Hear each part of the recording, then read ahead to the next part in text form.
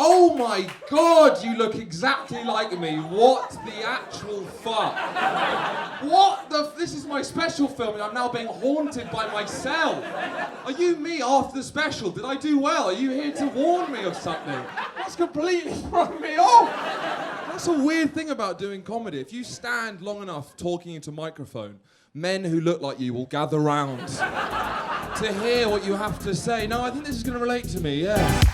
Let's get whooping! Get cheering!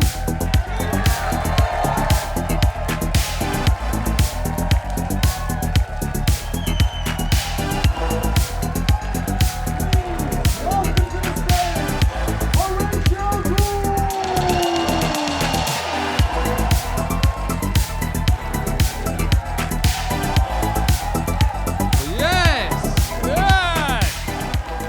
Yes, thank you for coming. Our generation is underrated, man. I think it is. I was on the phone with my dad, and he was laughing about the fact that we might get conscripted to fight in World War III. Yeah.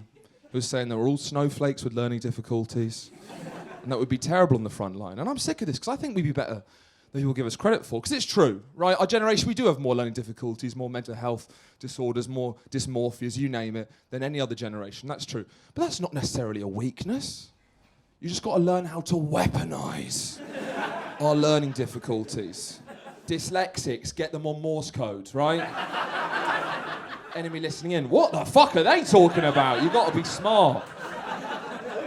ADHD, I'd get them on drone strikes, right? When they get distracted, not with a Subway Surfer video underneath, hyper-focused, deadly. National security, girls with anxiety disorder. That's where you come in. That's where overthinking is an asset. I literally feel like everyone wants me dead. That's exactly what we're looking for, ma'am. Don't trust anyone. Vegans, we'll need them. They're built for trench warfare, right? Get a bit peckish, handful of mud, that's them sorted. Spies, gender fluid, very versatile. No one knows their next move. Keep them guessing. Could teach them all TikTok dances about how to avoid landmines. It's good. And also, the armies of old didn't used to let gay people in. Remember, don't ask, don't tell? Fuck that. Do ask, do tell. I'm gonna get a squadron of bitchy little twinks behind enemy lines doing what they do best. Spreading misinformation, right? The gossip squad. Yeah, I think they're gonna attack from the west. Don't tell anyone I told you that, all right? You've got to be smart with it. Autism. We got to weaponize British autism. Some of the best autism in the world. Francis Bourgeois, that train guy, get him off trains, get him on tanks. That's what I'm talking about. GoPro strapped to his head. There's 5 in the bunker over there. He'd be absolutely terrifying. I think we'd take the World War II generation, man. I think we would. Because they were all like 5'2", the same generic straight white man. I'd like to see them against a pack of furries running on all fours. Terrifying. No, I'm sick of my dad saying our generation's soft. We're just harder in a different way, you know? His first memory was England winning the World Cup. My first memory was 2 girls, 1 cup, all right? He grew up watching the Muppets on TV. I grew up watching ISIS beheading videos on my Tamagotchi, all right? It's different. What I do respect my dad is he doesn't give a fuck. He's not anxious about things in the same way that I am. Like 2 separate girlfriends have tried to kill that man with a kitchen knife. He falls asleep as soon as his head hits the pillow. Like, no one has ever slept better than my dad. I once misgendered a 6-year-old. I now can't sleep forever. I mean, he really doesn't give a fuck. He called me Horatio just so he could make fun of me. I mean, that's true. He's called John, right? If I ever get lippy with him, be like, oh, I'm sorry, Lord Horatio. Oh, is the man not to your pleasing? Someone calls my name in public, he'll just laugh to himself like a prick. Calls me fellatio in front of my friends. This is child abuse. Should be illegal. That's why if I have a son, I'm going to settle some scores. I can't have a sweet baby boy like James. You have no respect for me. James, Horatio, the power dynamic's all off. That's why if I have a son, going to call him Colonel Gaddafi, all one word. Teach the little prick some manners, yeah? Call his sister Coney 2012. Lay down the law. And we got to find that guy as well. My dad's a funny man. He's like this weird mix between he's like an East End wheeler dealer, right? but he's recently found this sort of new age spirituality, but refuses to change his old personality. So now he's this sort of jarring mess of different people, where he very sincerely says things like, son, right, only cunts don't align their chakras, all right? Or he storms out his room furious, like, who fucked up the feng shui in my room? Which one of you fuckers was it? Genuinely, my dad went on a 2-week silence retreat in northern India, lasted 45 minutes because they weren't showing West Ham games, all right? It's like if Guy Ritchie directed Eat, Pray, Love. It's a nightmare. But I was mainly raised by my mum and my sister. And my mum, she was a big thing for her. She didn't want me being desensitized to violence, right? She wouldn't let me play violent video games like Call of Duty. But actually, Call of Duty was a key male bonding experience. After school, they'd get online, they'd play Call of Duty, and it'd probably be the happiest time of their lives, you know? So instead of having that key bonding experience, I was home alone playing the turn-based strategy game Civilization 5, right? Now, this fucked me up way more than Call of Duty ever could. This desensitized me to violence on a far more profound level. Because I wasn't a soldier following orders, I was a genocidal warlord giving the orders. It wasn't good. My friends were shooting guns. I was manufacturing famines with my agricultural policy, all right? They were working as a team to achieve a mission, right? I poisoned my son because I viewed him as a threat, all right? It fucked me up. I also grew up with an older sister. That's traumatizing. If you're a guy and you have an older sister, it really warps your view of women. Because I grew up thinking that all women were violent criminals, right? She used to just beat the shit out of me. And guys at school would be like, oh, imagine being beaten up by a girl. I didn't have to. Every night I'd come home with the Undertaker waiting for me, turning our bedroom into the Octagon. She wanted a sister, and if I didn't dress up in a dress and do makeup, she'd slam my head in an easy bake oven, run me over in a toy car, pelt me with Sylvanians. It was awful. Until that one moment in every younger brother's life where puberty kicks in. Male privilege comes upon mine. She's put me in a choke slam and I just go, enough! Send her flying across the room and she looks at me. As she realises things are going to be a little different round here. There's a new sheriff in town. So I thought, but that's when the physical abuse seamlessly transitioned into emotional abuse. The Cold War had begun. She no longer hit me with a pillow. She now just told my friends I humped my pillow. It was psychological warfare. Way worse. But men and women aren't that different. But I'd be lying if I didn't think there was still maybe some fundamental differences. Like I was watching this film where this woman was trying to seduce a man, okay, and she comes up to him in like a cocktail dress and whispers in his ear, I forgot to wear my panties, okay? And his eyes light up because it's clearly very sexy that this poor woman has forgotten her panties, right? And I was thinking about it, even if you reach a sort of genderless, non-binary utopia, I just don't know if it will ever be sexy for a man to forget his pants. I just don't know if that will ever be sexy. A woman forgetting her pants, that's sexy. A man forgetting his pants, that's get out this library, Derek, you know? Did you come alone? Let's get you home. You know, it's a very different vibe. Horny men paying thousands of pounds for women's dirty underwear. No woman wants a man's dirty underwear. Unless it's evidence in a court case. That's the only time. Like, if I'm buying my girlfriend pants, it'll be like a sexy Valentine's Day treat.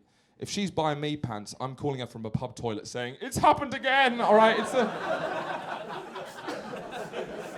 But I'm trying to be more romantic. We went on a romantic holiday recently. We went to a city in Morocco called Marrakesh, right? And maybe this is a bit patronising of me, but she hasn't really travelled as much, so I sort of wanted to prepare her. Because there's a lot of street harassment for women in cities like Marrakesh. I'm not used to it. It can be a bit of a shock, right? And when we got there, a lot of the market traders and the souks were like, you're beautiful, you're an angel, I want to marry you. And there's a lot of this stuff. But we prepared for that. What we hadn't prepared for was them all calling me ugly. We weren't ready for that shit. Leave your ugly boyfriend. Look at this creepy moustache.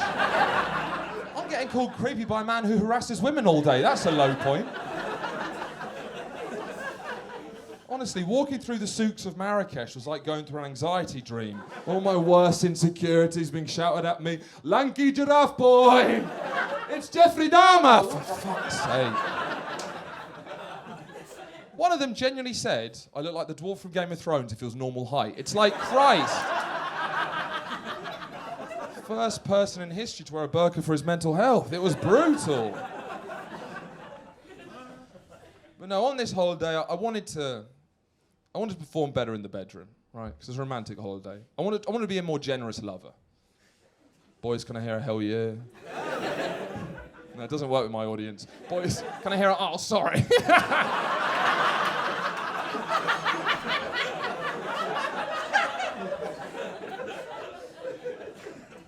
I was trying to last longer in bed, but I don't know if you'll relate to this. I think I tried too hard because I started to become traumatized by the things I have to think of to not come. Now, obviously men, to make themselves last longer, they'll think of the least sexual thing possible. It'll be like their all-time Premier League 11, their nan taking the bins out, whatever it is. But I can't relate to that, boys. I finished that stuff off years ago. In my head, it's dark. It's bleak. It's war, battlefields, bloodshed, famine, Civilization 5 all over again. Comic relief out the funny bits. And even if she rolls over and says, that was great, yes, but at what cost? What was lost along the way? I've got PTSD. You know, in her head, it's all sunshine and rainbows. In my head, it's like the opening to Saving Private Ryan. I'm on the beaches of Normandy, my brothers are going down either side of me, it's hell on earth! Every time she asks for sex, I'm like, don't send me back to the front lines! It was incredible, he lasted all night. Yeah, that man had the worst night of his life. He did 4 tours of Vietnam, check in on him, all right? It's a crisis in male mental health, you know? And the problem is now, every time I finish, I'm thinking of these awful, traumatic things. I'm developing a Pavlovian response to trauma. Now, BBC News comes on, there's been a famine in Darfur. I'm hard as a rock! Trying to explain that erection. I know it's dark up here, I have a pretty vanilla sex life, nothing crazy, you know. My housemate uses safe words, right? His safe word's tangerine. Maybe I'm a bit old-fashioned, but I think if you're using safe words, you've clearly gone too far. If please stop doesn't work, you've obviously gone too far. Text whichever parent you're upset with and sort it out, because that's just 442, missionary, grow up, be an adult. The closest I've ever been to any sort of kinky sex is my ex was very into pegging. James, do you know what pegging is? Like an old oak tree that's seen many winters. And look, whatever you're into, that's fine, but the idea of this terrified me because nothing's ever gone up there, right? So in my head, psychologically, it was like stroking a cat the wrong way. I don't know, it just seemed like it would be uncomfortable. But then she said something very interesting. She said, look, the male G-spot is up the arse. So the next level of sexual pleasure for men is up the arse. So the only reason why you as a man are turning down the next level of sexual pleasure is because deep down, you're homophobic. You hate gay people. I was like, I don't hate gay people. I love Tom Cruise. Like, but then I was thinking about it. It's like, maybe I am homophobic. Maybe this is all sort of deep-seated homophobia that I haven't processed. And I very nearly did it. Because I'm an ally. You know, you've got to do your part. And it wasn't until I heard that Velcro strap that I was like, tangerine, tangerine. My point is, I think we've come a long way as men. You know, my dad, terrified of anyone thinking he's gay. I'm not gay, I'm not wearing that, I'm not drinking that, I'm not gay. Our generation, we're completely different, lad. Now it's like, please fuck me up the arse. I'm not homophobic, like that. Has to be progress, surely. We're moving in the right direction. But things are going well with my girlfriend. I'd never cheat on my girlfriend. That normally gets a standing ovation, so high standards. I'd never cheat on my girlfriend. On many things, I'm not a cheater. But I just don't like how confident she is I won't. Do you know what I mean? Like, I find that quite emasculating. Like, I was eating a fruit pastel ice lolly, which is a very vulnerable time for any man. Overhear her on the phone going, oh, Horatio, who'll never cheat on me? Never. That's rude. She never goes through my phone whenever I'm in the shower. Never goes through it. It's a sign of disrespect. My friend says she trusts you. No, she doesn't believe in me. That's what's going on there. I want to cheat on her to teach her a lesson. Because it's always the ones you least expect. It's always the ones you least expect, ladies. If you think you're safe, you're never safe. Think of Stephen Hawking's wife.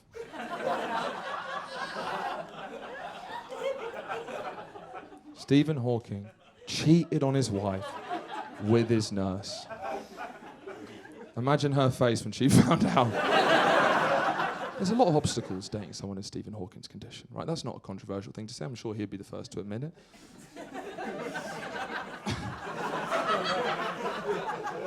You wouldn't think one of those obstacles would be loyalty, all right? You at least know where he is. Is he sneaking off at night? You'd hear him.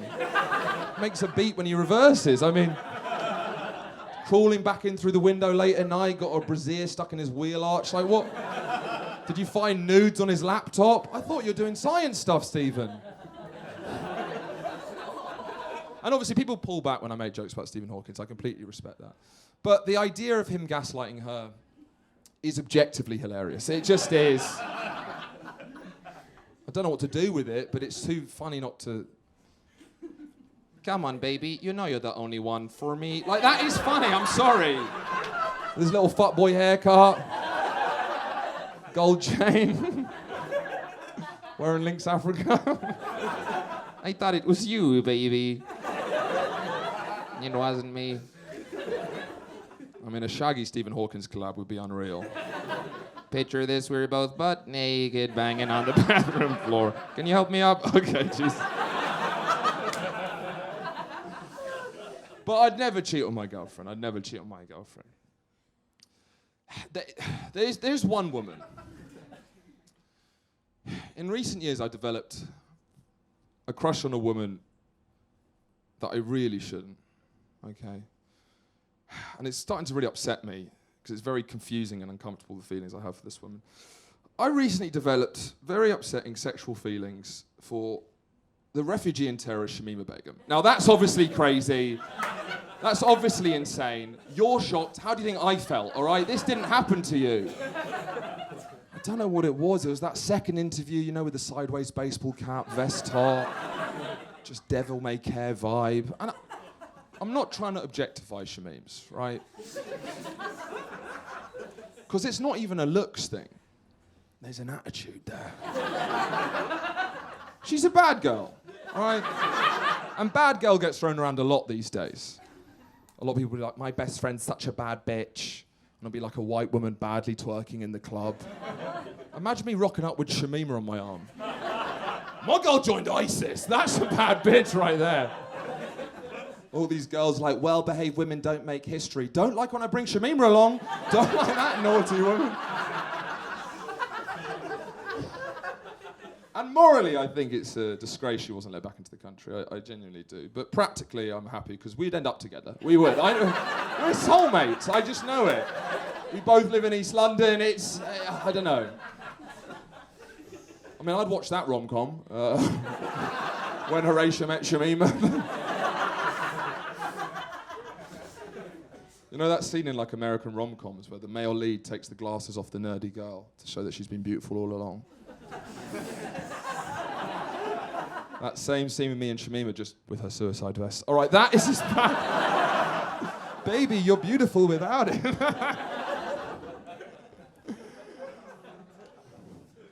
If this show's about anything, it's about, I guess, about masculinity. And I think the most traditionally masculine thing about me is I like live football. I like going to football games. It feels like a very safe space for men, live football games. A safe space where for 90 minutes you just go, oh, fuck off, you fuck off. And then they're all over there like, oh, you fuck off. And we're both having the best time of our lives. But it's interesting, because there's always two middle fingers at a football game. Fuck off, don't give a shit, fuck you. One would be unhinged, wouldn't it? It really hurt my feelings, all right? That's the emo. Where are you? Like, this is... Football's in a funny place, though. There's been a big push in football against racism, and they used to have this slogan which was kick it out, which to me is like the perfect slogan, short, sharp, to the point. But then even with the slogan, it felt like racism wasn't going anywhere. So they decided to change the slogan from kick it out to no room for racism. Harder stance, no room for racism. All over the grounds, no room for racism. And when I saw no room for racism, it sort of felt like a bit of a step down if you ask me. Because when I see no room for racism, it sort of feels like they're saying, if there was room for racism, they'd bloody love to have it. Like, that is a very polite way to get rid of systemic racism. Like, oh my God, racism, I'm so sorry. We've literally got no room at the moment. We've got too much sexism and homophobia, we can't squeeze you in right now. Try cricket, I think there's still some room for racism. I normally go to foot with my friend Graham. Graham's the stupidest man I've ever met in my life. He's my age and he's called Graham. Which means he was raised by parents who thought in 1997 it was acceptable to call a baby Graham. Now, most names mean something quite beautiful and nice. Does anyone know what their name means, by any chance? Anyone know what their name means? What's your name? Rachel. What does Rachel mean? Little lamb. Isn't that sweet? Graham is Saxon for gravel. So...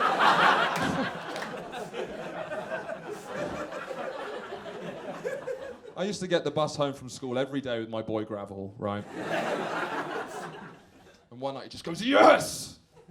I go, Graham, what's going on? He goes, my parents aren't home, I can wank in the sitting room. So he's one of these guys.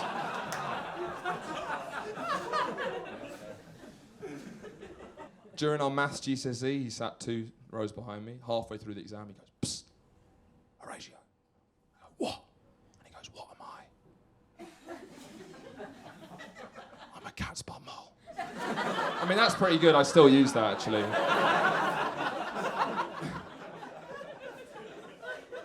The funny thing is, it did take Graham 10 years to pass his maths GCSE after that point. He literally passed 4 months ago and posted on Facebook to all the teachers who never believed in me. This is for you. Have you proved them wrong? I don't know.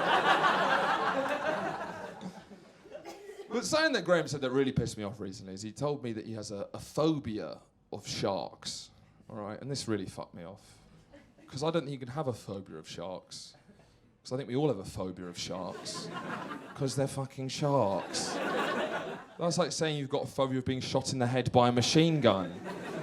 It's this really weird thing. People start firing live ammunition at my head. I just freak out. I've had it since I was a child. What are you talking about?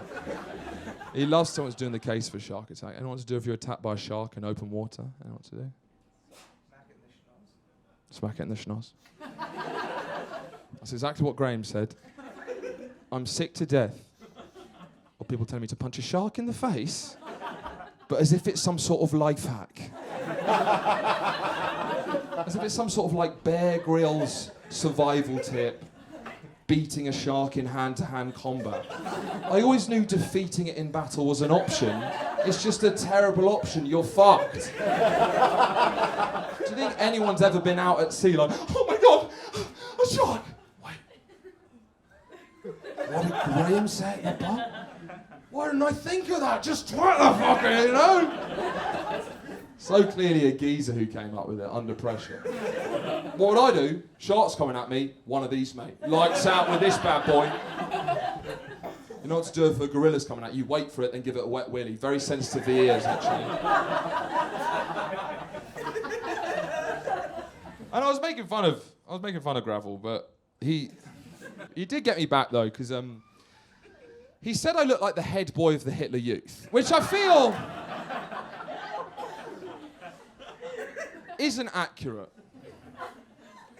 And then I thought about it more. In many ways, I wish I looked like the head boy of the Hitler Youth, because that's a Nazi filled with confidence. That's an alpha Nazi. But that's not the Nazi I look like. Let's be real, guys. Like, I'm trying to be more confident, but this Nazi wouldn't have seen the front lines. Be one of those sort of camp, nervous Nazi bureaucrats. You see them in the backgrounds of the films working around the typewriters like, oh, no, I'll be sure this is the right idea. You know, these ones. That's this Nazi. Maybe at the end of the film I burst into the control room like, oh, mein Führer, the America is coming! And that's my only line for the entire film, you know? That Nazi. I look like the only Nazi who got incredibly excited when he found out Hugo Boss was designing the uniforms. The trousers so tight, but I like it, class, yeah. I mean, obviously, Nazis, worst blokes of all time, shittest guys ever. They could undeniably put a fit together, though. Undeniably, Nazis had drip. For homophobes, it was very queer-eyed for a straight guy, how they put those cute little outfits together. It's the leather gloves, the shiny the boots, you know. Queer-eyed for a Nazi, I'd watch that, you know. Have you seen Nazis these days? What the fuck has happened? It's like fat, cross-eyed Americans with like, God hates the gays written on their t-shirt. Does he hate fashion as well, mate? Jesus Christ. Like, if you're the master race, dress to impress. Let's put the fashion back in fascism, please.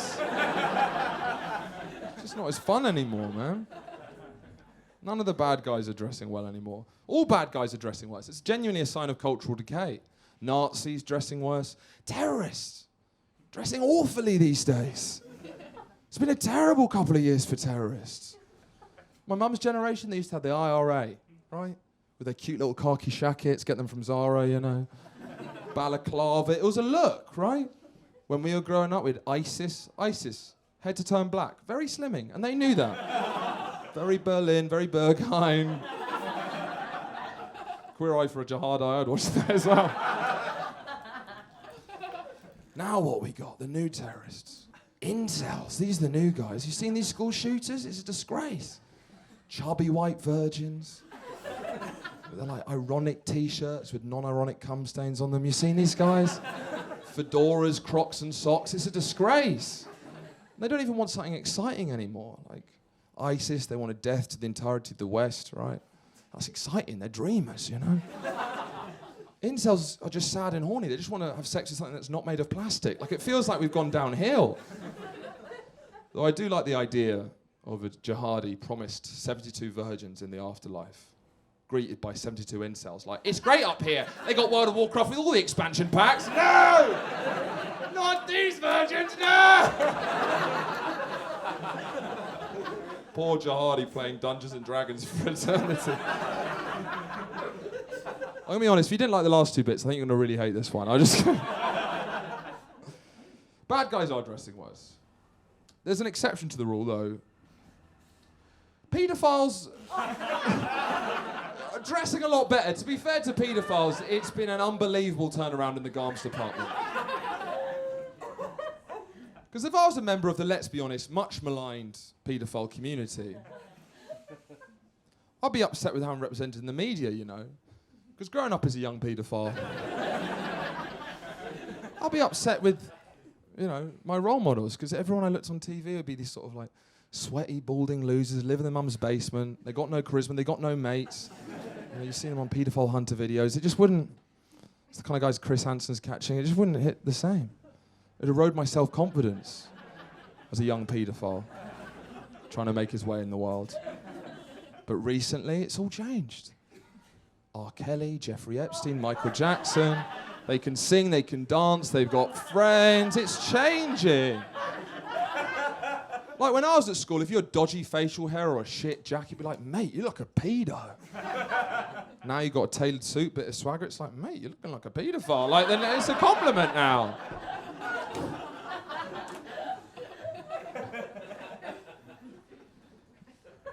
I watched a documentary about paedophiles. Hosted by Stacey Dooley.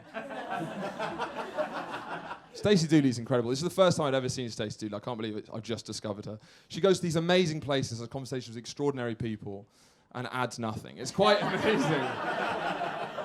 She had this extraordinary interview with an open paedophile, all right? Harrowing interview. This guy identified as a paedophile. He'd brought a child sex doll along. Horrendous, okay? And then when he's leaving, after 10 minutes of talking about it, there's a shot of him walking down the hotel corridor with his child sex doll. And the voiceover from Stacey goes, I wouldn't leave that man alone with my daughter in a million years. Yeah! Oh, you mean the guy with the child sex doll? Yeah, I'd like to think so. Jesus Christ. Thanks, Stacey. God. Something that really grinds my gears. Why when they're caught with child porn, why is it always so much child porn? Has anyone ever worried? It's never a couple of videos, it's always 15 terabytes. I mean, I get choice paralysis with Netflix. I mean, this is unbelievable. As my mother says, everything in moderation. I'm 27. That doesn't really mean much anymore. I guess anything that changes. I started getting sponsored ads for hair pills. Right. But I found out that the main side effect of hair pills is a low sex drive. What sort of deal with the devil is this? What sort of Faustian bargain? Are you telling me the only way that women are going to still want to have sex with me, I'm going to no longer want to have sex with them? That's not fair. They're giving me two options. I'm either an asexual Jesus, right, with long, luscious hair, above the desires of the flesh. Be away from me, whore.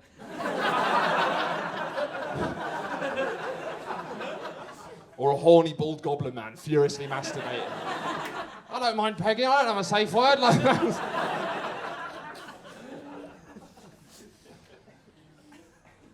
I started, instead of saying absolutely, I've started saying abso-fruitly.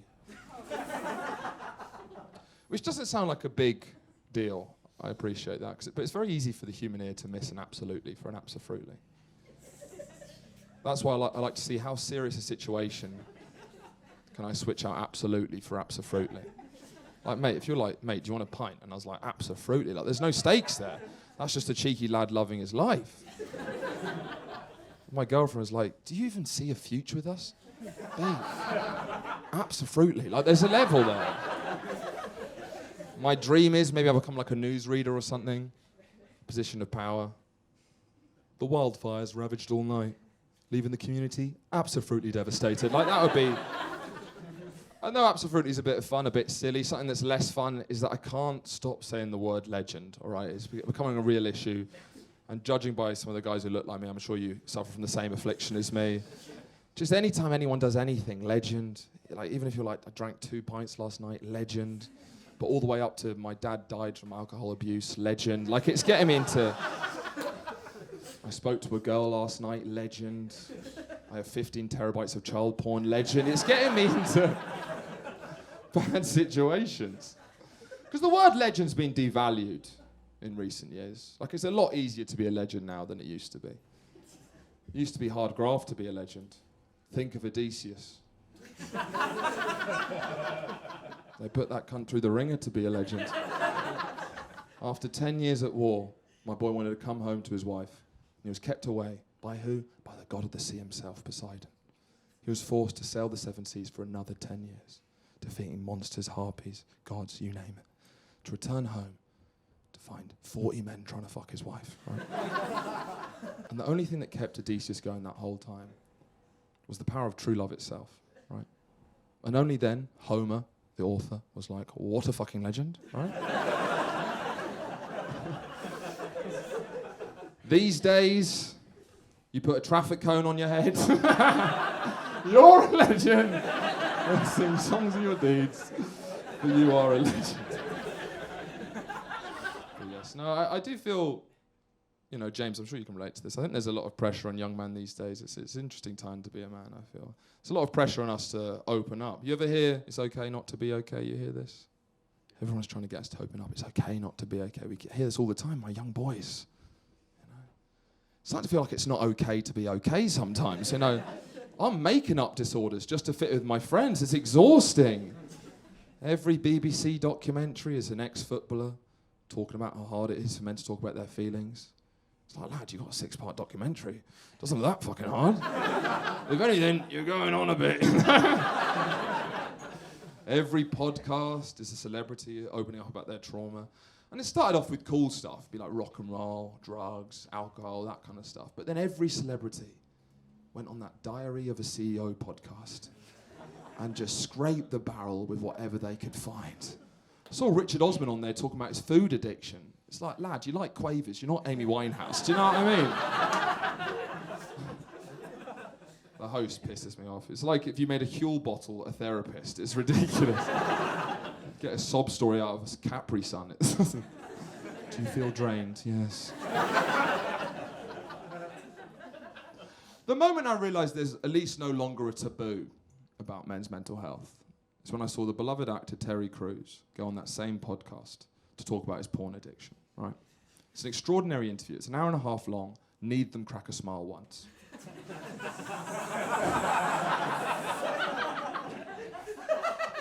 Terry says, at its worst, he'd start watching porn at 9 in the morning and wouldn't stop to 11 p.m. at night. Right? That's 14 hours of solid wanking. And that's when I thought, you know what, maybe honesty isn't the best policy. Maybe this is between you and your therapist, not the biggest podcast in the country. And what annoyed me is the way that the host, Stephen Bartlett, upon hearing that a grown man's wanked for 14 hours, the questions he asked the whole time, wow, that's incredible, powerful. Asking about how it affected his mental health, how it affected his relationships, about porn's effect on society as a whole. These aren't the questions you ask when a man tells you he's wanked for 14 hours. If I was the host, I'd be like, 14 hours? What the fuck? That's grim, Terry. That's disgusting. I can't believe you said that. That's actually embarrassing. The questions I'd actually ask Terry, you know, what was your first video? More importantly, what was your last video? What video after 14 hours of wanking were you like, you know what, that's enough porn for today, actually. I've had my fill.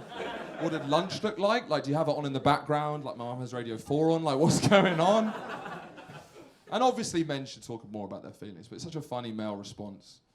You know, men need to open up, and Terry's like, well, I've been wanking for 14 hours. Not that, Terry, you keep that shit to yourself. But yeah, the older I get, I find it's interesting, because I find important life lessons from weirder and weirder places. Not from the places you expect, I guess. Like, I recently learned, and it's a bit cliche, but I recently learned how to enjoy the present more, about enjoying the journey and the ride. Because in comedy, it's very easy to always want that next thing, and it's easy to forget to enjoy now. Like, I'm very grateful you guys are all here tonight, and I'm trying to be more present. I learnt this from the Taliban, because my boys in Kabul are in a very interesting situation. Because there's a quiet melancholy to the Taliban these days. There is, because they've achieved all of their dreams, right? They've taken back Afghanistan. The United States have left. Women aren't allowed to read, right? They got their big three. But they're not as happy as they thought they'd be. Like, there's a lot of these Taliban jihadi desert fighters been writing into Western publications saying about how they miss their old lives. Because now these guys have to run Afghanistan. They're doing boring 9-to-5 jobs, getting stuck in traffic on the way to work, yogurt spills in their tote bag, for fuck's sake. Ahmed does a Zoom call that could have been an email, you know? Getting sent to HR for inappropriate jokes, sitting all day at their desk, their back's killing them. They look out the window and they reminisce about the days in the desert with the boys. You didn't realise it, but that was the good time. Joyriding jeeps, firing AKs, you know. You didn't realise it. Now they return home to their wives, and she doesn't have any good stories anymore. She's legally not allowed to leave the house. She doesn't get any of your references, and it just doesn't feel as good as you thought it would. And Miley Cyrus touched on this in her seminal classic, The Climb. You know, it's not about how fast you get there. It's not about what's waiting on the other side. It's the climb. And she wrote that about the Taliban. There's a song about the quiet melancholy of the Taliban. I learned another life lesson about being grateful, about being tall. I learned that from Tom Cruise, my favourite homosexual thespian. Because every time I watch a Tom Cruise film, someone brings up his height. As if they're better than Tom Cruise. As the little fella literally backflips off a skyscraper onto a fighter jet. He's doing everything for your validation, you're not giving it to him. Though admittedly, a bit of fun movie trivia for you guys. The reason he's so good at doing his own stunts is because his mass is actually so small that he can't reach terminal velocity, so he sort of floats like a piece of paper, but that's not the point. It's about respect. People say that Tom Cruise has a Napoleon complex. This idea that short, successful men are only successful because they're so insecure about their height. I mean, how fucking rude is that? To Napoleon, yeah? The little lad. single-handedly conquered Europe. And everyone's like, oh, someone's overcompensating for something. It's like, give the man a break. He tried his best. He didn't start a podcast. He stormed the gates of Rome. Like, I bet if a short guy found the cure for cancer, people would be like, mate, we get it. You've got a small dick. Stop going on about it, honestly. People like to say that Putin has a Napoleon complex. It's like there's a lot of stuff you can get Putin on. It feels weird to get his height. He's 5'7". That feels like when people say it's like the toxic height, right? Because if he was tall, they wouldn't bring it up.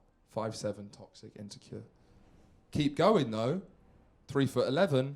What an inspiration. Isn't that interesting? It sort of goes full circle. It's quite interesting. I don't agree with his policies, but it's amazing he's achieved so much. He's a disabled icon. I learned another important life lesson about what you can achieve with focus and determination. Right?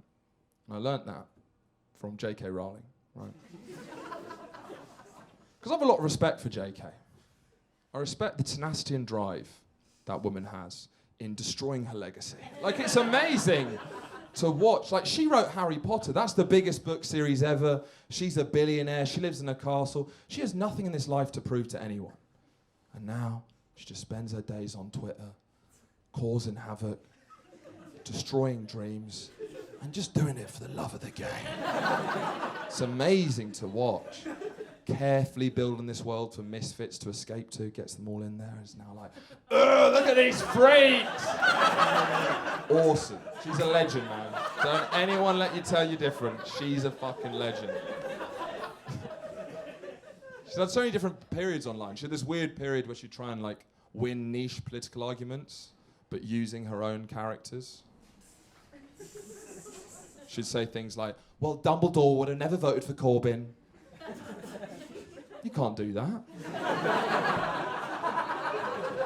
That's a wizard you made up. You can't win arguments with wizards you've made up in your own head. That's why I like to read through all her mad tweets and sort of imagine that Harry Potter was never written. She just sounds like a mad woman at a bus stop, like, Severus Snape likes Nick Clegg. What are you talking about? I think my favourite JK period was her woke era. Do you remember her woke era? She'd like retroactively make Harry Potter a lot woker than it actually was. She'd say things like, well, Dumbledore's actually gay. Yeah, he was gay the whole time. I'm not going to mention it in the books because that'd be disgusting, but you know what I mean. Ron's a sex worker, thank you very much. Respect his rights.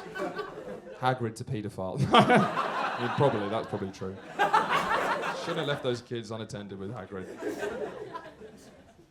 I've never seen an artist retroactively make their work woke. I think more artists should do that.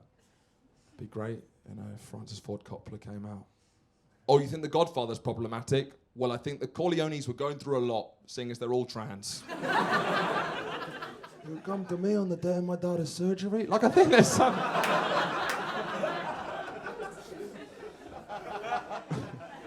You can call me godparent. Look how they butchered my them.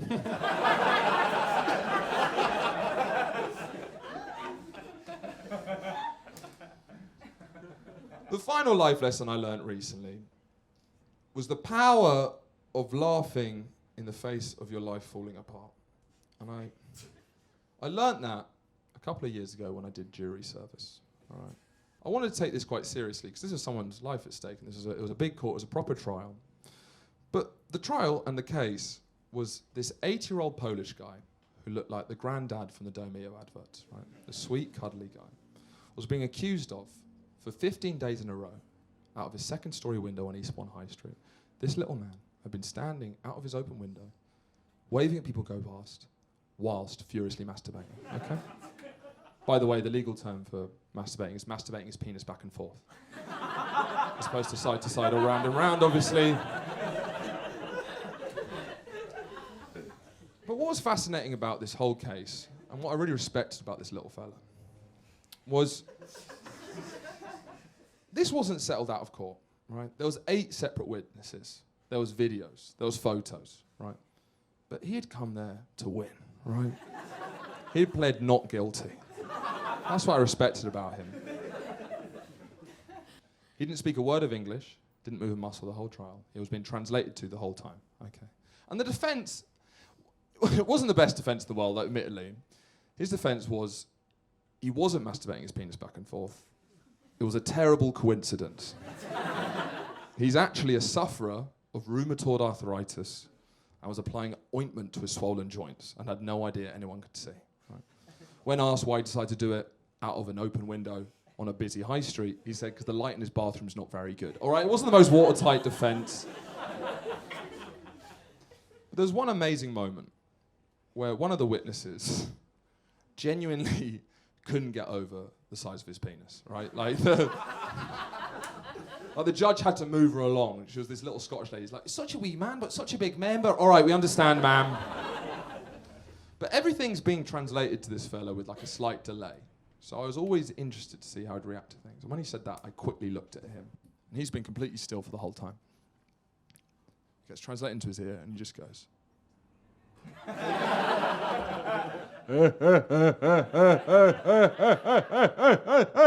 Deep, hearty laugh echoes round the chamber. Behind him, 3 generations of his family, all in tears. But it came down to the verdict, right? And you have a lot of power as a juror. Because one, not guilty, the whole thing's a hung jury, right? So we were all talking about it. Everyone was like, obviously, guilty, guilty, guilty, guilty. And it came to me and I paused, right? Because this man is a legend. And I thought, there's a bravery to what this man did. In many ways, he represents all of us. And if I had a dick that big, maybe I'd be doing the same. So I got on my high horse. It was like a film, and I said, are we sure? Now this man is guilty. We're putting away an innocent man. One of the jurors was like, what the fuck? What do you... You genuinely think this man's innocent? I looked him dead in the eyes and I said, abso-fruitly. Horatio Gould, thank you so much. Thank you so much. It's an absolute pleasure. Good night.